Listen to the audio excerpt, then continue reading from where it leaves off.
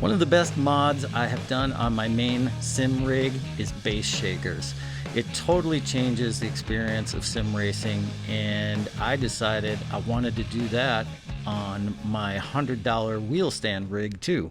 It's a secondary racing rig that stays over at my girlfriend's house. I did a video on this rig here. Before we get into the video, what percentage of channel viewing would you guess are by my subscribers? 80%? 20%? 1.6%? Well, in the last year, watch time by subscribers accounts for only 1.6% of views on this channel. I'm sure you've heard it a billion times, but there are two things you can do to help this channel out. Like the video if you're getting value from it, and hit that subscribe button. It helps the channel grow. Thanks.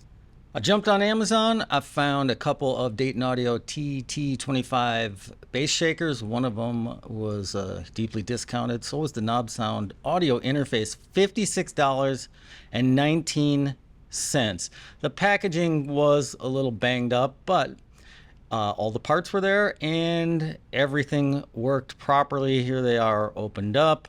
Like I said, a little rough, but hey, everything worked.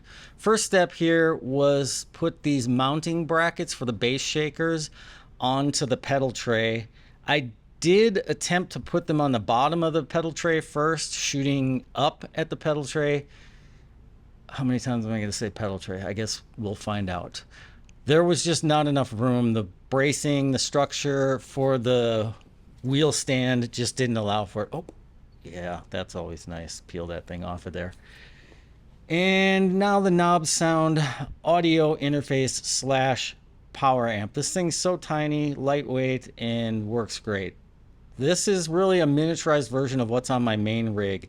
The Nobsound audio interface slash power amp is the exact same unit. These are just smaller bass shakers. They feel pretty beefy though for such a small rig. And a little time lapse here while we get these brackets on, just with two fasteners and using existing holes that were already on the sim rig. Those fasteners are honestly way too long, but it's what I had. I may go back and change those out, maybe for like black Allen head M4s. And so now that the bracket is on, then the transducer slash bass shaker gets attached with 6 little sheet metal screws essentially that go into the plastic bracket. Get all that in there nice and tight. It took a little time. I should have had a Phillips #1 on a drill or a screw gun of some sort. That would have gone faster. Anyway, now we're using some 3M dual lock tape to put the Nobsound audio interface power amp onto the pedal tray, nice and snug, close enough to make these speaker wires work. I did just go left, right, and then realized to match things up in Simhub, I ended up swapping left and right. The orientation made more sense once I was in the software. Not a big deal. Here is the power supply for the Nobsound power amp. And then there is the USB. It's a micro USB on that end. And then USB-A that's going into an old MacMini that I installed Windows on. So ignore that it's an Apple product.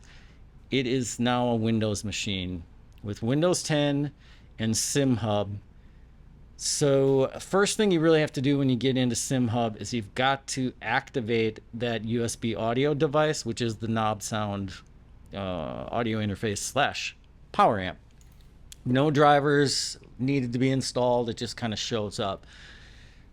So for rudimentary testing, I just put it on a left-right setup, which is what I'll do, but I later make it a custom channel map, and I can kind of explain why. It just gives you more options and what I've seen other people do, so that made more sense to me. So once I made sure that it actually made some noise, then I went in to the custom channel map and turned some effects off because I know they're not supported in Gran Turismo 7, which is what this will be. This whole rig is exclusively going to be used for. So if you're doing this and you're using a different game, ACC, iRacing, whatever, you might want different effects activated, enabled, and this just kind of cleans things up for me. So you're kind of, you can set preliminary settings in here, and we're going to speed this all up. And then once this section, your sound output section, is set up, then we're going to go over to the effects. The effects is where the magic really happens. And here we go as I'm fumbling around. I'm also using, I was using a laptop with a VNC server and client so that I can control that Windows PC from a Mac laptop. It's just convenient for me. Now we're in the bass shaker effects.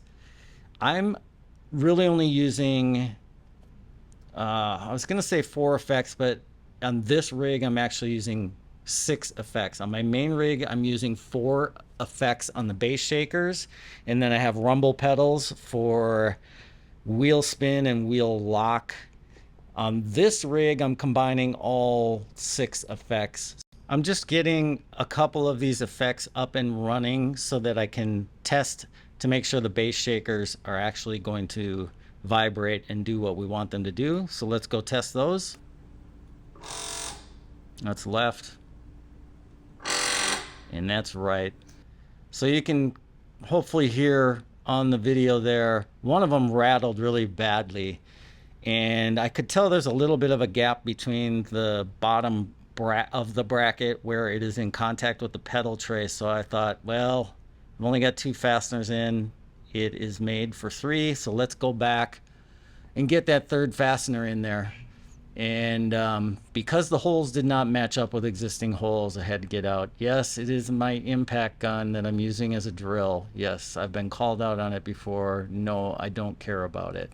The only thing that I really would have wished I had done is pulled the bass shakers, the transducers, off of the brackets while I drilled, because all those metal shavings went everywhere and then got kind of stuck in by the magnet of the transducer. So it took me a little while to clean it up. It wasn't terrible, but I'd do it differently. So here we go. All 3 fasteners now for each transducer are in. It is nice and solid. There is my flip-flopped speaker wiring. So let's test it again. Yeah, so it was still rattling. That fix didn't do anything. What I discovered was the pedal tray was vibrating on that tube that's on the bottom, that's part of the structure. This helped. I wrapped some 3M tape around and some electrical tape around that. It helped, but honestly, the nature of this kind of rig is there are some loose parts. It's just not solid, so there's some stuff vibrating and making noise, but it does work. And here is Simhub. So I'm in Gran Turismo now and honed in on, I don't remember which effect this is now. Maybe it's the engine RPM. But you can see the data is being transmitted from the PS4 Pro and being received over here by Simhub. Simhub, I'm running gear shift, road impact. So if you want to pause on any of these and get some settings, but these are just rough settings to get me going.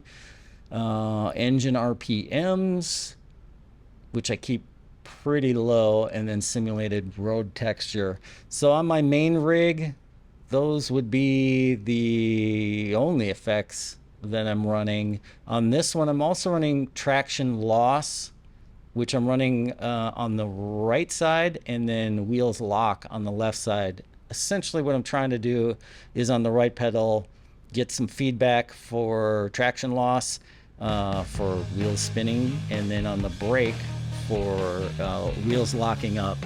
The wheels spinning works far better in Gran Turismo 7 than wheels lock, which doesn't really seem to work, but I still need to do some more tweaking. But overall, this whole setup totally worked. $56.19 all in. if you you know, are a careful shopper, and it totally works. It's so much more enjoyable, a sim rig with this kind of setup. I highly recommend it. It's a lot of fun. It's a fun project to do, and it does make racing more fun. And if you like fun, you might like this video too.